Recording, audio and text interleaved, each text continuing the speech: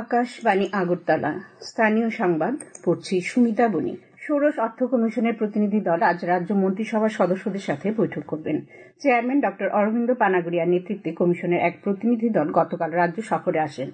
মন্ত্রিসভার সদস্যদের সাথে আলোচনার পর বিভিন্ন রাজনৈতিক দলের প্রতিনিধি, এডিসির প্রতিনিধি, বাণিজ্য ও শিল্প প্রতিনিধি সহ অন্যান্যদের সাথে আলোচনায় মিলিত হবেন।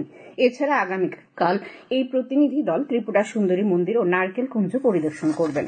এদিকে গতকাল কমিশনের প্রতিনিধিরা রাজ্যে পৌঁছানোর পর পশ্চিম জেলার জিরানিয়া ব্লকের পশ্চিম মজলিশপুর গ্রাম পঞ্চায়েত পরিদর্শন করেন।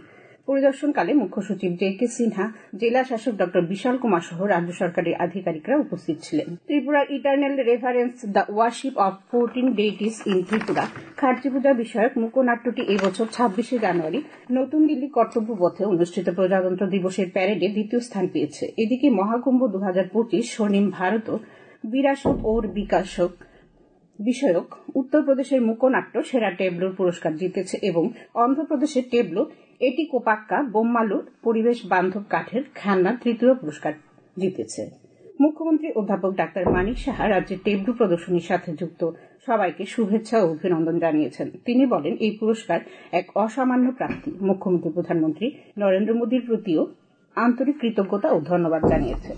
প্রয়াগরাজে মহাকুম্ভের সঙ্গম ঘাটে অতিরিক্ত ভিড়ে পদপিষ্ট হওয়ার অনভিপ্রেত ঘটনায় কমপক্ষে 30 জনের মৃত্যু হয়েছে এবং আরও 60 জন আহত হয়েছে। কুম্ভ মেলার দায়িত্বে থাকা উত্তরপ্রদেশ পুলিশের ডিআইজি বৈভব কৃষ্ণা এক সাংবাদিক সম্মেলনে এই তথ্য দেন। তিনি বলেন, মঙ্গলবার মধ্যরাত 1টা থেকে 2টার মধ্যে আখড়া রাস্তায় একসাথে অতিরিক্ত ভিড় জমায়েতের ফলে ব্যারিকেড ভেঙে পদপিষ্টের ঘটনা হয়। ঘটনার সাথে সাথে প্রশাসনিক স্তরে দ্রুত পদক্ষেপ নিয়ে হতাহতদের হাসপাতালে পাঠানো হয়েছে।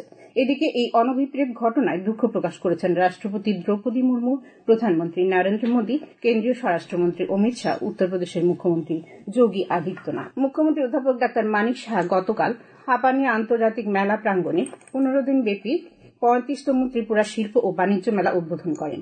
এই বছরের মেলায় ভাবনা ছিল destination Tripura, land of opportunity বা ত্রিপুরা সুযোগের ক্ষেত্র। এই মেলা চলবে আগামী 12 ফেব্রুয়ারি পর্যন্ত। উদ্বোধনী ভাষণে মুখ্যমন্ত্রী বলেন, সময়ের তাগিদে মানুষের চাহিদা অনুযায়ী রাজ্যের শিল্প সম্ভাবনাকে এগিয়ে নিয়ে যাবার অন্যতম লক্ষ্য নিয়ে শিল্প ও বাণিজ্য মেলার আয়োজন।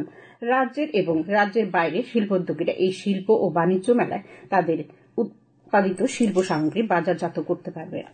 বিধানসভার অধ্যক্ষ বিশ্ববন্ধু সেন গতকাল ঊনকোটি জেলার ফটিকরায় স্কুল মাঠে 4 দিন ব্যাপী পঞ্চম মিলন মেলার আনুষ্ঠানিক উদ্বোধন করেন। উদ্বোধকের ভাষণে তিনি বলেন, এই মেলা প্রাণীর মেলা, গ্রামীণ এই মেলা আন্তরিকতায় ভরপুর। উপস্থিত ছিলেন তপশিলি জাতির কল্যাণমন্ত্রী সুধাংশু দাস, সাংসদ রাজীব ভট্টাচার্য, কৈলাসহর রামকৃষ্ণ মিশন আশ্রমের সম্পাদক স্বামী গিরিজানন্দজি মহারাজ প্রমুখ। 4 দিনের মিলন মেলায় রয়েছে রাজ্য ও বহিরাজ্যে শিল্পীদের সাংস্কৃতিক অনুষ্ঠান। মেলা চলবে আগামী 1 ফেব্রুয়ারি পর্যন্ত। পর্যটন মন্ত্রী সুশান্ত চৌধুরী বলেছেন, স্বচ্ছ নিয়োগ নীতির মাধ্যমে রাজ্যে সরকারি চাকুরিতে নিয়োগ করা হচ্ছে। আগরতলায় এমবিবি কলেজে নবীনবরণ অনুষ্ঠানে তিনি একথা বলেন। তিনি ছাত্রছাত্রীদের শৃঙ্খলাবোধ, শিষ্টাচার, নিয়মানুবর্তিতা মেনে সুশীল নাগরিক হিসেবে নিজেকে গড়ে তোলার পরামর্শ দেন। অনুষ্ঠানে বক্তব্য রাখেন সাংসদ রাজীব ভট্টাচার্য, আগরতলা পুর নিগম মেয়র তথা বিধায়ক দীপক মজুমদার। উত্তরাখণ্ডে অনুষ্ঠিত 38তম জাতীয় গেমসের দ্বিতীয় দিনে নয়া জাতীয় রেকর্ড গড়েছেন কর্ণাটকের বিস্ময় বালিকা অলিম্পিয়ান ধিনিধি দেশিংহ।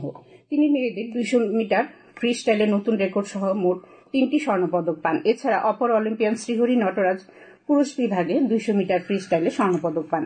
শুটিংয়ে 10 মিটার এয়ার রাইফেলে মহিলা বিভাগে 635.9 স্কোর করে ফাইনালে উঠেছেন আন্তর্জাতিক তারকা রামিতা। মহিলাদের ফুটবলের গ্রুপের খেলায় উড়িষ্যা 2-1 গোলে হারায় হরিয়ানাকে। উশুতে 3টি স্বর্ণপদক পায় মণিপুর। দ্বিতীয় দিনের শেষে কর্ণাটক 5টি স্বর্ণপদক নিয়ে পদক তালিকার শীর্ষে রয়েছে। 4টি স্বর্ণ নিয়ে দ্বিতীয় স্থানে রয়েছে মণিপুর। এখন আবহাওয়ার খবর। আজ আকাশ সাধারণত পরিষ্কার থাকবে। সকালে কিছু এলাকায় হালকা থেকে মাঝারি কুয়াশা পড়েছে। আজ দিনের সর্বোচ্চ তাপমাত্রা 25 ডিগ্রি সেলসিয়াস এবং সর্বনিম্ন 18 ডিগ্রি সেলসিয়াসের কাছাকাছি থাকবে। আজ ভোরে সর্বনিম্ন তাপমাত্রা ছিল 13.3 ডিগ্রি সেলসিয়াস।